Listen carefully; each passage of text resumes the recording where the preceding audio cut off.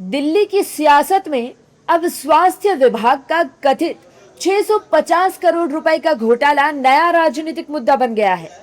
आम आदमी पार्टी ने सोमवार को एलएनजेपी अस्पताल के बाहर जोरदार प्रदर्शन किया। पोस्टर, बैनर और नारेबाजी के बीच आप नेताओं ने रेखा गुप्ता सरकार पर स्वास्थ्य विभाग में 650 करोड़ रुपए के कथित घोटाले का आरोप लगाया। चलिए अब आपको ग्राफिक्स के जरिए बताते हैं आम आदमी पार्टी ने दिल्ली सरकार पर क्या आरोप लगाए हैं। स्वास्थ्य विभाग में 650 करोड़ का कथित घोटाला हुआ।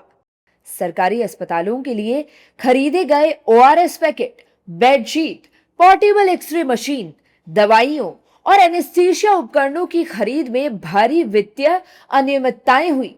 पार्टी ने मुख्यमंत्री और स्वास्थ्य मंत्री के इस्तीफे की मांग की है।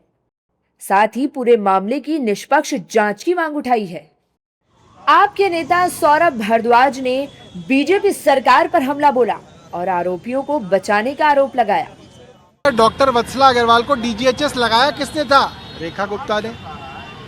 ये सबसे सीनियर नहीं थी, फिर भी सब सीनियर्स को बाईपास करके इनको किसने डीजीएचएस बनाया? रेखा गुप्ता ने। इनके ऊपर विजिलेंस की इंक्वायरी चल रही थी, फिर भी डीजीएचएस बनाया किसने बनाया? रेखा गुप्ता ने।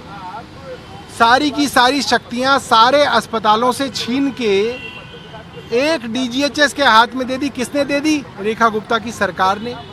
तो सारा का सारा षड्यंत्र तो सरकार ने किया, रेखा गुप्ता की सरकार ने किया। रेखा गुप्ता जी ने खुद उसको लगाया और कह रही है कि उसने अब 650 करोड़ का घोटाला कर दिया। और जो एसीबी की एफआईआर के अंदर मुख्य मास्टरमाइंड था राजीव रंगीला, वो देश छोड़ के भाग गया, जर्मनी भाग गया। तो एसीबी सो रही थी, दिल्ली सरकार सो रही थी।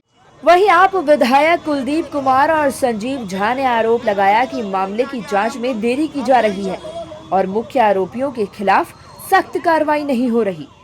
की गाड़ी कमाई का पैसा, जो मुफ्त दवाइयां उनको मिलती थी, जो अरस का घोल मिलता था, उसका पैसा भाजपा के लोग खा गए, मुख्यमंत्री जी खा गए। मैं मुख्यमंत्री जी कहना चाहता हूं, मुख्यमंत्री जी अगर थोड़ी भी शर्म बची है तो इस्तीफा दे दीजिए और निष्पक्ष रूप से इसकी जांच होने दीजिए और दूध का दूध पानी का पानी होने दीजिए। और ऐसे लोग जिसमें जो शामिल हैं, मुख्यमंत्री जी आपके बिना संरक्षण के, आपके मंत्री के संरक्षण के ये घोटाला नहीं हो सकता है। और दिल्ली वालों ने देख लिया कि 1.5 साल में 650 करोड़ का घोटाला एक विभाग में हुआ है। सोचिए में कितने सारे विभाग हैं। जांच चल रही, मुख्यमंत्री को अरेस्ट करो ना, क्यों नहीं करते हैं? मुख्यमंत्री इस्तीफा दें वरना जांच को बाधित करेंगी। अरे एक फर्जी जांच के नाम पे तो अरविंद केजरीवाल जी को, मनीष सिसोदिया को 1.5 साल जेल में रखने का काम किया गया और बाद में घोटाला साबित ही नहीं हुआ, डस्टबिन में फेंक दिया। अरे मुख्यमंत्री जी आपके यहाँ तो घोटाला साबित हो गया है। अगर एसीबी का एफआईआर हुआ तो फिर कॉन्ट्रैक्टर पकड़ा क्यों नहीं? कहाँ है वो कॉन्ट्रैक्टर? लोग ये कह रहे हैं कि कॉन्ट्रैक्टर को भगा दिया गया है। जैसे नीरव मोदी भाग गया था, विजय माल्या भाग गया था, भगा दिया गया था, उसी तरह से इस रंगीला ब्रदर्स को भी भगा दिया गया। हेल्थ मिनिस्टर की अगर मिली भगत है तो फिर इस्तीफा क्यों नहीं लिया गया उससे? तब मुझे लगता है कि एसीबी की भी कार्रवाई दबाव बनाने के लिए था कि हिस्सा केवल हेल्थ मिनिस्टर को नहीं जाए, मुख्यमंत्री को भी जाए, लेकिन हम होने नहीं देंगे। दरअसल दिल्ली सरकार की सेंट्रल प्रोक्योरमेंट एजेंसी में कथित 650 करोड़ रुपए से ज्यादा की अनियमितताओं की जांच अब एंटी करप्शन ब्यूरो यानी एसीबी को सौंप दी गई है।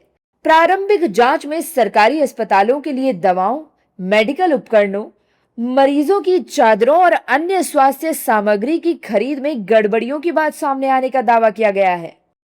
हालांकि इन आरोपों पर अभी तक मुख्यमंत्री रेखा गुप्ता या दिल्ली सरकार की तरफ से कोई आधिकारिक बयान सामने नहीं आया है। लेकिन इतना तो तय है कि दिल्ली की राजनीति में स्वास्थ्य विभाग का एक कथित घोटाला अब बड़ा सियासी मुद्दा बन चुका है। अब देखना होगा कि जांच में क्या सामने आता है।